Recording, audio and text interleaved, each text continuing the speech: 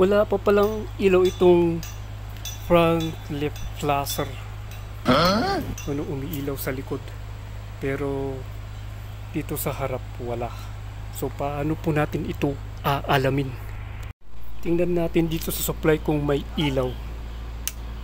So ayan mga Lodi Kicks, meron pong ilaw dito sa supply. So ibig sabihin yan, pundido yung bulb niya. So yun, mayroong ilaw sa likurang kaliwang flasher. So ayan po, galing po yan sa supply mismo. So supply doon sa left flasher. So meron siya. So ibig sabihin, bulb po yan. So magpalit na lang po tayo ng bulb. Lagay ko sana itong bago dito na pamalit dito sa luma na to. Kaso maluwang siya, walang kagat, walang ilaw. Kaya ang kinuha ko yung bulb niya, yun ang nilagay ko dito. So ito na siya, umilaw siya. Ayun na, oh. Ayun, umilaw na siya mga Lodi Kicks.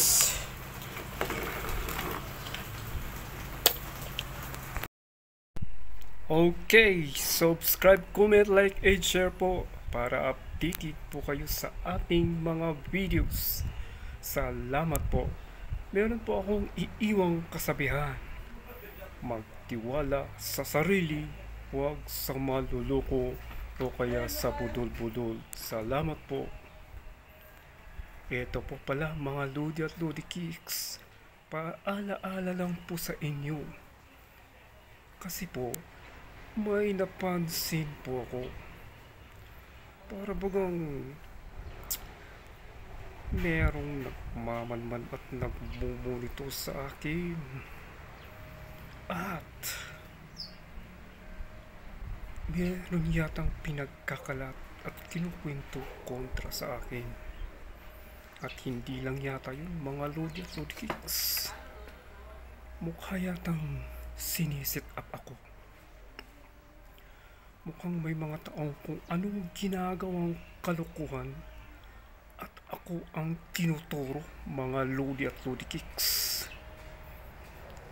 Kaya aalamin natin ang mga yan, kung sino sila at ano ang kanilang pinagkagagawa. Alamin natin ang katotohanan. Okay, so dito po magtatapos tong video na to at salamat po.